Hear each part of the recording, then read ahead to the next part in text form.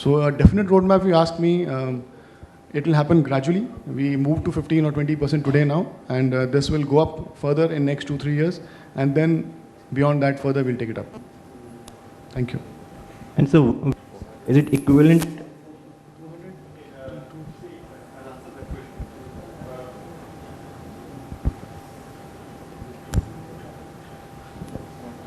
The use of GA steel is primarily in the weld body. Considering the entire product mix, the typical weight of BIW is around 400 kgs. If you take 70% of that, roughly in the band of 250 to around about 300 kgs would be the export utilization for galvanized steel. That is from the output side. Input will be higher. Input will be, you can take 30% higher than that. So it will be around 350 to 400, something in that range. Mr. Thukral, regarding the car specs that you talked of, the local specs and the exporting specs, do the specs change if it's for a normal Aam Aadmi car, and does it change when it's a DGSND specs, so far as issues are concerned? No, there is no such change. It is basically we change based on the country-specific changes we have, more or less. And of course, when you upgrade from, generally safety specs don't change much. It's only between country-specific. If there is some regulation, so we need to change for that particular country.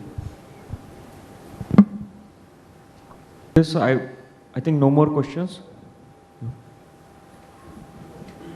I have one question for our only car maker on the panel here. You've illustrated your transition to high-strength steels, advanced high-strength steels. But in this transition, are you going to specify any uncoated advanced high-strength steels in your future models? Because if you are, I think the risk increases dramatically, because as we go to advanced high-strength steels, we also reduce thickness. And the risk of corrosion, perforation, and loss of strength will be greater if it's left uncoated. So the question is, are your future models going to specify uncoated advanced high-strength steels? Yeah, of course, it will be a mix of uncoated and coated, because I don't think every place will go in for only coated ultra-high-strength steels. It will be a mix of both. Below the belt line. Yes. Meaningful speeches and the learning sessions which we had. We know that although the GI and GA is having a huge growth in the automobile market, but we have a challenges of ensuring the required supplies, which, as we know that there are very few makers in India, and we also have to help automobile industry by making a value-added products where they can help. We can help them in reducing their cost. We can help them in ensuring that emission norms are being followed and the weight of the cars is being reduced so that at least fuel efficiency increases. I also thank IZA for initiating the GAP program, which is helping in improving the automobile sectors, value-added products and steel industries together. And we hope that with this type of sessions will help in making a more cohesive building relationship in between all the organizations. Thank you. Thank you. Thank you very much, Chair, for summing up beautifully the essence of the session that we just witnessed. On that note, may I request our Chair to present mementos to our speakers present with us. Let's get the mementos. We have the memento for Mr. Ken D'Souza. So thank you so much for that inaugural input, for giving us a perspective of galvanizing in automobiles for the Indian scenario. We would now like to present the memento to Mr. Avtar Singh. So thank you so much for that insight. Thank you. Thank you very much. As we go ahead, we have the memento for Mr. Deepak Thukral. So thank you. Thank you so much for that note that galvanizing is essential now when it comes to automobiles. And yes, lastly but surely not the least, for Dr. Frank Goodwin. So there, Mr. Rajesh, that side. Big round of applause once again. May I invite upon Mr. Rahul Sharma to join me on the stage to present the memento to our chair for the session today, Mr. Rajesh Mahata. Ladies and gentlemen, okay, let's give Mr. Rahul Sharma a big round of applause. Sir, join us on the stage. Pleasure for us to have you here. And a big round of applause for the chair for leading us meticulously for this very interesting session.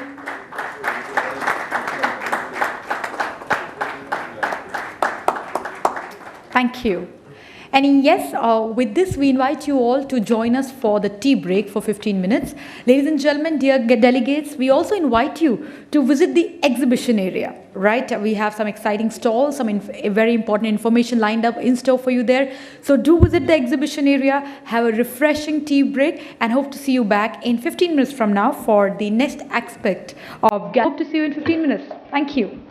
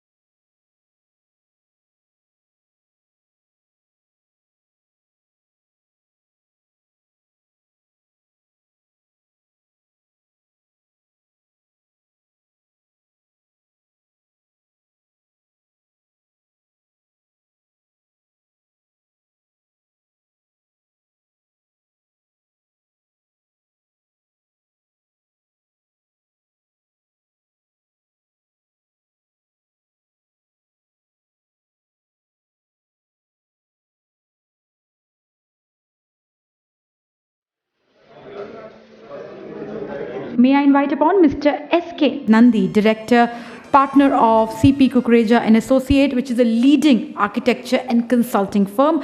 He comes with 4 decades of experience, and today he shall be presenting and delving on the aspect of use of galvanizing in building industry. Good afternoon, Mr. Nandi. Please join up. A big round of applause. We have amongst us an industry veteran. Once again, may I request Mr. R. Madhusudan, Senior Deputy General Manager for Business Development in Non-Ferrous Business Unit of Metallurgical and Material Handling Independent Company, which is like one of the business vertical under Larsen and Toubro. May I request Mr. Madhusudan? Good afternoon. Welcome. Ladies and gentlemen, Mr. Madhusudan is a mechanical engineer graduate from PSG College of Technology, Coimbatore, and he's joined L&T in the year 1996 as a graduate engineer. So here we have Mr. Madhusudan, who comes with an immense varied experience to tender us more inputs on potential of galvanized rebars. So as we go ahead, ladies and gentlemen, we are delighted to have amongst us Mr. Prashant Ranjan from Kirby. Mr. Ranjan, good afternoon. Ladies and gentlemen, Mr. Anish Deshmukh could not join, so we are delighted and very happy that Mr. Prashant Ranjan, DGM Sales and Marketing Northern Region for Kirby, joined us, who comes with an experience of 16 years, and out of which a decade is there with steel buildings and remaining in building materials. Good afternoon, Mr. Ranjan. Welcome. As we go ahead, we have amongst us Mr. Vijayanath Vittal Shetty. Mr. Shetty is the Chairman and Managing Director of Vijayanath Interiors and Exteriors Private Limited, which is really growing under his able leadership, and it has attained peak level of growth and becoming India's premier architectural solution provider. Ladies and gentlemen, today, Vijayanath Roofing Systems is in business for nearly 16 years from now and is leading the metal roof and wall cladding solution provider in India. Let's join our hands together for Mr. Shetty, a prominent Mangalorean, joining us. Welcome, sir. So on that note, may I request, once again, good afternoon, Mr. Shetty. Welcome.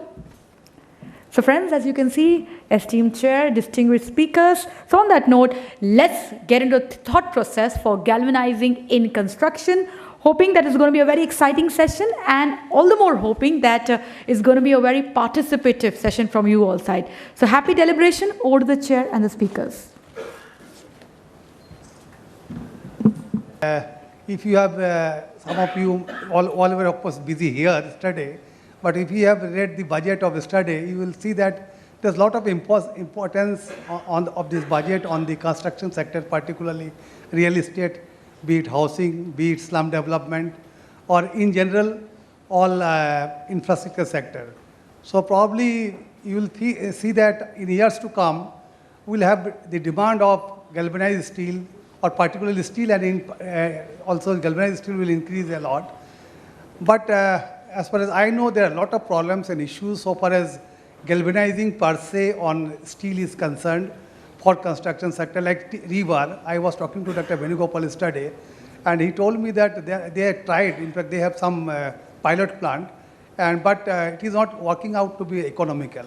So that is one example, of course, but there may be other issues also. I hope this session will be deliberating all these issues and will really be enlightened as to what are the solutions for galvanizing per se in construction sector, for using construction sector, because it is really required. We know that there will be a lot of useful points, there will be a lot of beneficial issues, so far as use of galvanized product is concerned, but we have to also resolve the problems and issues. With these words, I think that let us start today's session. Would you like to say something, sir? The first speaker is Mr. Nandi. He'll be talking on the use of galvanizing in building industry. Mr. Nandi, please. Good afternoon, ladies and gentlemen. I've been asked to speak on this subject for 20 minutes. Let me see what I can do, because it's a very short time, because the architectural perspective is, what is this?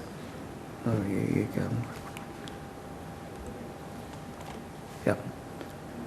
Let's see the objective of the topic of discussion today. The use of galvanization with reference to the building industry. See, for the last 2 days, this is the second day, we have been talking about a lot of things, the uses in automobile industry, infrastructure sector, and so on. Somehow, we have not been, over the years, we have not given any importance to the use of an important coating, which is the galvanization. In building industry, what it can do, there. So let's see what is the objective. The objective of any architect or any designer is to design the built environment and design around the building environment. That means not only the infrastructure solutions, but also the building solutions. The general buildings, it can be airport structures, it can be metro stations, it can be other buildings also, there. So the topic of discussion today, how to enrich this, the building, the built environment by the use of galvanization. It is one of the uses, right? So how do you enrich or the built environment? By high degree of serviceability. Let's say, what is serviceability? Serviceability is you increase the lifespan of any built structure or built environment, and at the same time ensure that there is the least amount of maintenance. These two together forms the degree of serviceability. Now, the degree of serviceability in any built environment or any, so let's say from the built environment, we digress to the buildings part now. In the building, what can be ensured? The high degree of serviceability. That means one of the solution is the type of coating which you use. They protect the different elements of the structure.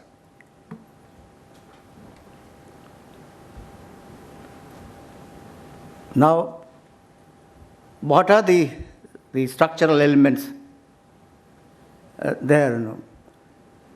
Now, in a building, we see there are so many types of galvanization. The coating, there is a paint coating, and also galvanization is also a type of coating, Now, what happens to when you go around, we see different type of structures, We have, galvanized structures like transmission towers, communication towers, and so on. Even high mast, the light post, these are all galvanized structures. But when you come to a building, what do we see? There is very little use of galvanization. Over the years, particularly with reference to India, we have not been able to be successful in this, there. Why? What is the reason behind it, Now, let's see, outdoor structures I have just mentioned. Now, there are indoor building structures, which are the elements of galvanization. Now, what are the building elements which can be galvanized? One is most of the time it is the industrial structures, the roof sheeting, and the wall cladding. That means the coverage of the building from the top and from the sides, which is the metal part there, and that can be galvanized. Now, that is one. And second is, if it is in concrete structures, the reinforcement can also be galvanized. To enhance the lifespan of the building, they enhance the lifespan of the reinforcement, and thereby increase the lifespan of the structure. The third is there are different building accessories which also can be galvanized. Now, let's go one by one. Most of the industrial structures today use metal structures, right? So the roof is the metal roof, and also the wall cladding is also metal cladding. Now, how did it start? There. Now, after the Second World War, there was an industrial revolution throughout Europe, throughout the world. So there was a need of large-scale building construction very quickly. Warehouses, factories, and this needed not solution in brickwork and concrete, but in structural steel and metal roof and metal cladding. Now, to begin with, when it started after the Second World War, see, this solution was mainly the sheets were in copper, surprisingly, copper and also in aluminum. Even right up to the mid-90s, Tata Motors, as a consultant, we have worked for Tata Motors and Tata Steel, structures and buildings both in Jamshedpur, Pune, and as well as Lucknow. They designed their plants in aluminum sheeting, surprisingly, aluminum sheeting and aluminum cladding, because the justification of that is that they have been using very successfully in Pune, and that is why you must use it in there. But first time we made this departure when we were designing Dev Motor Plant near Delhi. So we needed almost 2 million square feet of cladding and roofing. So what do? So we can't do aluminum. See, the problem with aluminum is that you need thicker sheets. And because, the specific gravity of aluminum is low. So that is the basic problem. So, and the steel, galvanizing steel at that time was also a problem, because the problem was that we only could get 250 grade steel. There's no high grade steel, 350 grade, 345 grade or 455 grade steel. So we ended up also galvanizing steel in very thick, in 1.2 millimeter thick or 1 millimeter thick. So the whole structure would become very heavy. Not only the roof sheeting, the cladding, as well as the supporting structure would be very, very. So we ended up making 100 kilos per square meters. So the solution lied with, that's how the zinc columns started with the coating, started. And because they could use high grade steel right up to 555 grade steel, And that resulted in a lot of profiling of the sheeting, and also the length and the width of that means that the size of the sheeting also went up to 11 meters, 12 meters, and that kind of thing happened. And that is how today we have been very successful in using this high-grade steel in the form of roof sheeting, roof cladding, and also wall cladding. So today you won't see any industrial building with no galvanizing sheeting or aluminum sheeting. This is the reason behind it. I think my colleague from Kirby will support this when he speaks. This is the evolution of galvalume, by the way. Because it is basically the coating with the zinc and aluminum. Almost 50-50 or 45-55, I think so. Now, see, let's start with, I'll be very precise now. What is the problem with, let us see the two aspects of use of galvanizing. One is the reinforcing steel, the other one is as we discussed about the roofing and the cladding. What is the system of galvanizing of reinforcement? Now we have, you see, everyone when he talks about the galvanizing of reinforcing bars, there is this magic of, the photograph of Baha'i temple there, and there is a galvanizing bath there. That means hot dip galvanizing done at the site. See, now we don't do that anymore. Now there is a continuous galvanizing rebar system, there. So that enables us to do a galvanizing coating and reinforcement very effectively.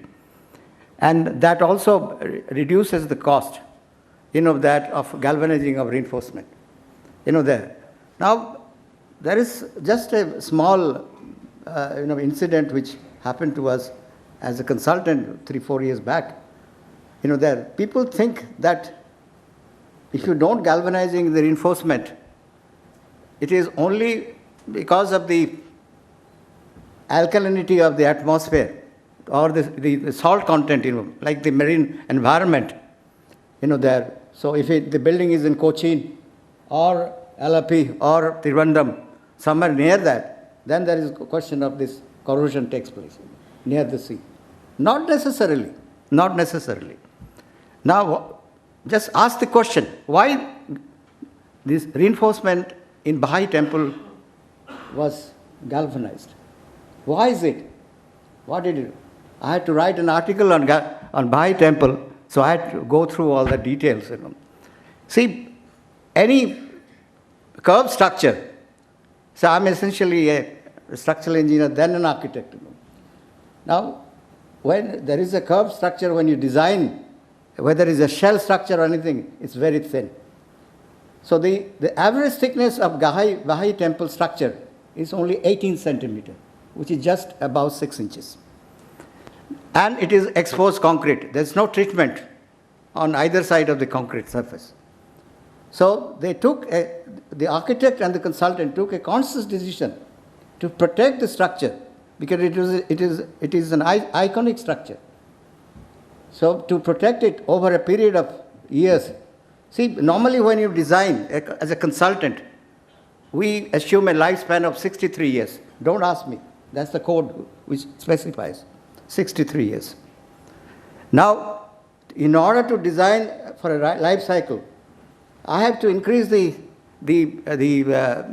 serviceability.